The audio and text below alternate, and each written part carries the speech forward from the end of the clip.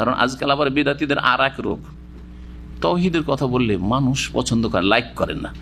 হ্যাঁ, সুতরাং তৌহিদের আলোচনা নেই। কি আলোচনা? শুধু কত অঙ্কের নেকি পাওয়া যাবে, আর কতটি গুণ, নেকি আর গোনা, নেকি আর গোনা।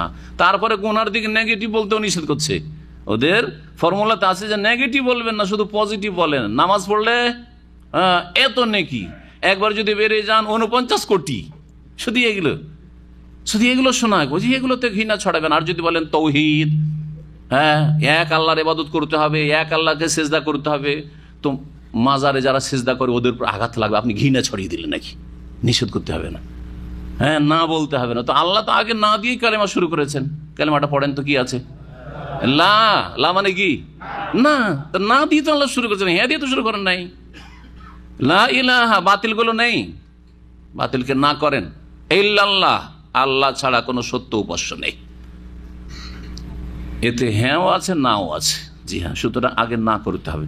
যেমন জমি চাষাবাদ করেন, যারা কৃষি কাজ করেন, ভালো করে জানেন ঘাসের বন জঙ্গল লেগে আছে, বন জঙ্গল সাফ করতে হবে, তারপরে চাষাবাদ করে তারপরে বীজ ছিঁড়তে হবে, বীজ বপন। তারপরে কম্পিউটার কিনেছেন, তাহলে কম্পিউটার ভাইরাস মুক্ত করতে হবে আগে, হ্যাঁ, তারপরে তখন আপনাকে প্রোগ্রামগুলি তাতে ইনস্টল করতে হবে। আর না হলে আপনার যাবে সবকিছু জীবনের প্রতিটি। এইরকমই মগজে, মানব জাতির মগজে শিরিক ঢুকে আছে, বেদাত ঢুকে আছে, গুমরাহি ঢুকে আছে, সংশয় ঢুকে আছে। সবগুলি থেকে ক্লিন করে যখন খালি হয়ে আছে, শূন্য, এখন চাষাবাদের যোগ্য আছে, তখন তাওহীদ ঢুকান, সুন্নাহ ঢুকান, নামাজ ঢুকান। নামাজও পড়ছে শিরকি আকীদাও ভরা আছে।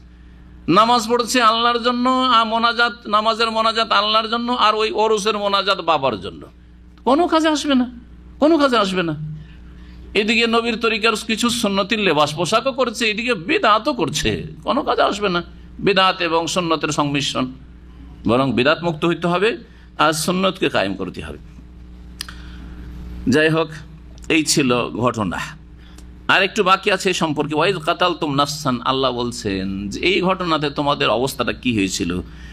তোমরা একজন ব্যক্তিকে হত্যা করেছিলে, মানে তোমাদের একজন লোক, ওই যে ভাতিজা, চাচাকে হত্যা করেছিল, ওই ঘটনার কথা বলা হচ্ছে। ফাদ্দারাতুম ফিহা, আর তারপরে তোমরা এই বিষয়ে একে অপরের উপর দোষারোপ করছিলে, দোষ চাপাচাপি করছিলে।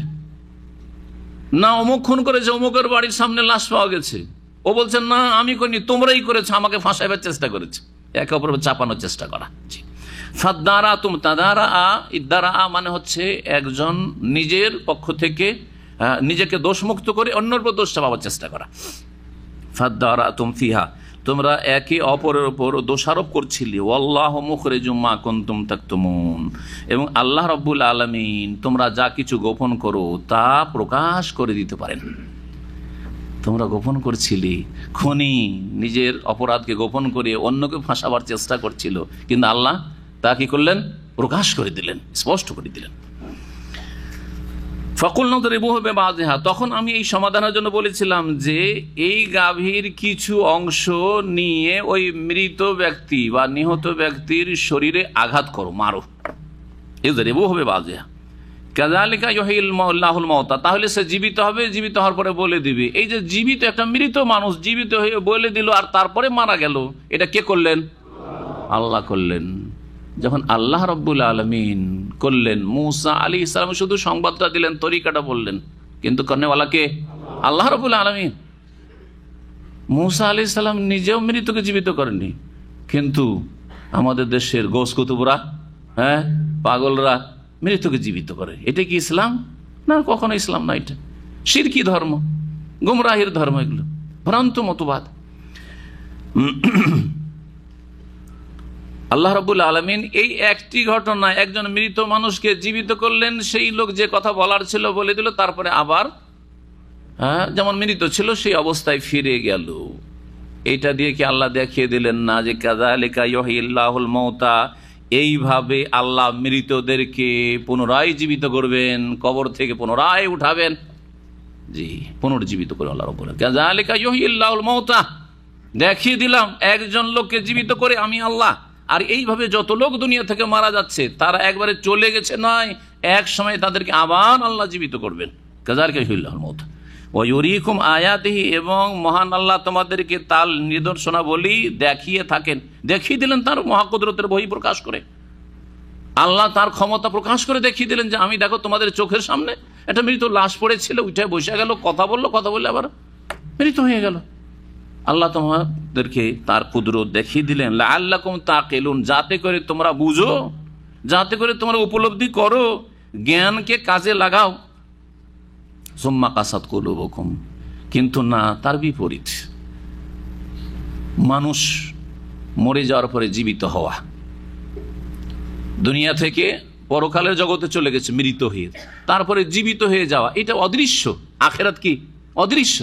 অদৃশ্যকে আল্লাহ কি করলেন? দৃশ্য করে দেখিয়ে দিলেন, তাই না?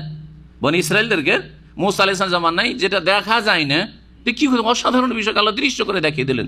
যখন এই গায়বী বিষয় আল্লাহ, অদৃশ্যের বিষয়কে আল্লাহ দেখিয়ে দিলেন, তাহলে মানুষের ঈমান মজবুত হওয়া উচিত ছিল, ঠিক না? তা না করে ইহুদিরা, বনি ইসরায়েলরা এর উল্টো দিকে চলতে লাগলো। দ্রুত তাদের অন্তর এমন শক্ত হয়ে গেল যে তাদের অন্তরে ভালো কথা ঢোকে না, আম্বিয়া রাসূলগণের কথা নিতে চাই না, দ্বীনের প্রতি আমল করতে চাই না, পাপ মুক্ত হতে চাই না। আজকে মুসলিম সমাজের অবস্থা এরকম। যতই বড় বালা মুসিবত আসুক না কেন, কিছুই না, কিছুই না। যে কোনো বালা মুসিবতে আল্লাহর দিকে কেউ ফিরে আসছে? হ্যাঁ, আসমানি আজাব, জমিনি গজব, অথবা আর অন্য কোনো রকমের আজাব গজব আসছে, কোনো সংশোধন আছে মানুষের?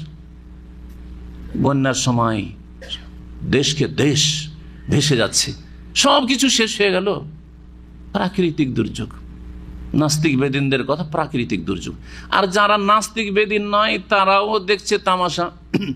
স্মার্ট মোবাইল আছে, হ্যাঁ, ফোন আছে, হ্যাঁ, ভিডিও করছে, তারপরে ছবি তুলছে, আর বিভিন্ন যেগুলো সোশ্যাল মিডিয়াতে দিচ্ছে, যেন তো খেল তামাশার ব্যাপার স্যাপার।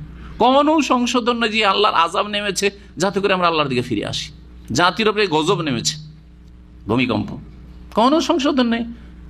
ভূমিকম্প এদিকে ধসে পড়ছে, আর ওইদিকে অনেকে তামাশাই করছে, পাপে ডুবে আছে, তারপরে আবার পাপ করছে। বান বন্যার সময় বাঁদরডে উঁচা জায়গাতে আশ্রয় নিয়েছে, শরণার্থী আশ্রয় নিয়েছে, সেখানেও পাপ চলছে, হারাম খাওয়া চলছে, হারাম কাজ চলছে, বেপরদাহে নারী পুরুষ একাকার হয়ে থাকছে, কত যে পাপ অশ্লীল কাজ হচ্ছে, আল্লাহ পাক ভালো জানেন। কোনো সংশোধন নেই।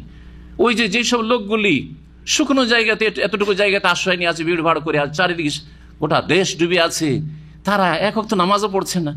যে বেনামাজিগুলোর কিছু সংখ্যক লোক নামাজি হইলো বালা মুসিবত, তা কোনো সংশোধন নেই, কোনো সংশোধন নেই জাতির। জি।